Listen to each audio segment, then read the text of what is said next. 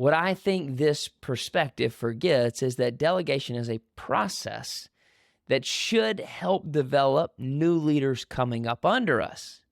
We're giving them something that's going to help them learn how to take more responsibility, how to grow this specific skill set. So it's not just about giving something away. So here's what we're going to do. We're going to learn how to ace delegation. Let's break down this acronym together. To do that, we're going to start with the A. The A stands for assign with clarity. Assign with clarity. When we give something away, it's important to make sure that we have all of the details around that. Now, we've got to set the expectation very clear from the start, and we can do this by outlining a few things. The first is who, the second is what, and the third is when. The who, the what, and the when. Now, the who starts with identifying who will be involved in getting this done. Is this a solo project?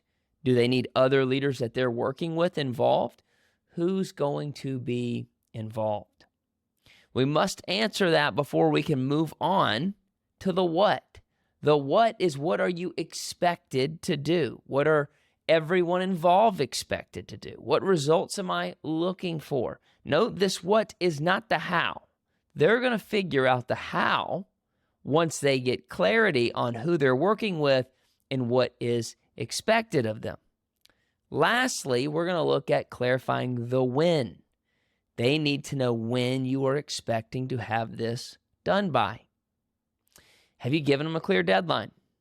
I think if you establish the who, the what, and the when, you've done your part to build in the clarity so that now they can give you any questions they have, but then get directed towards the task and figuring out how they are going to get it done. Here's a big point I want you to remember. The more clarity you give them on the front end, the better chance they have to follow through and meet your expectation. So you want to give them clarity in what you are assigning them to do. A, assign with clarity. So now we can look at our second letter, which is the first C, and that C stands for check in often. Check in often. One of the issues leaders face when it comes to delegating something is they give it to a member of their team and they say, hey, this is due in 2 Fridays.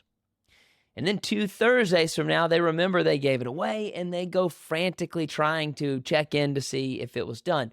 That's what we don't want to do. We want our check-ins to be often.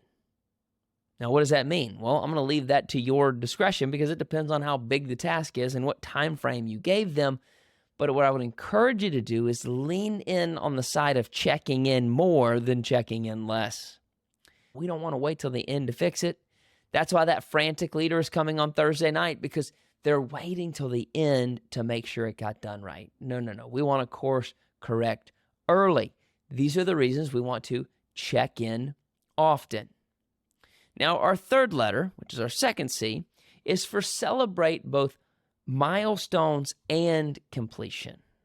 Milestones and completion.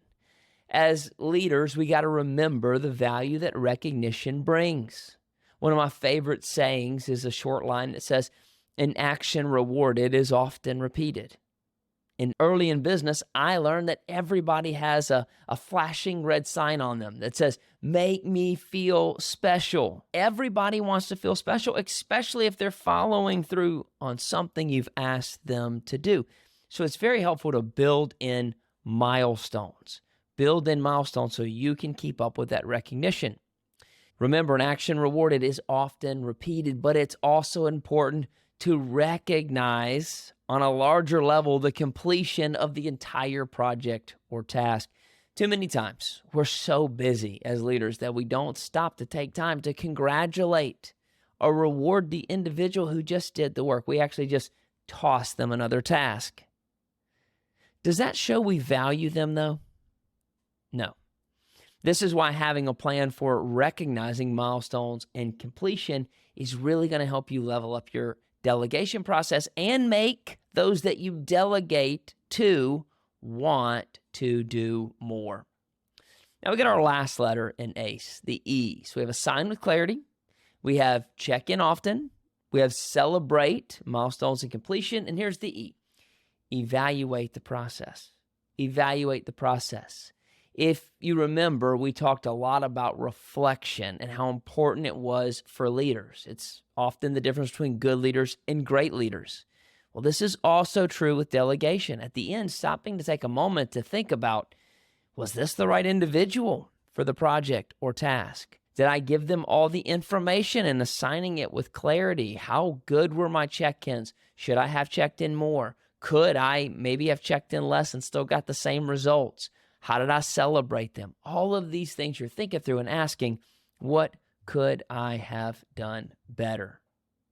Did they really feel appreciated? And are they inspired to do more? How did I use the ACE acronym?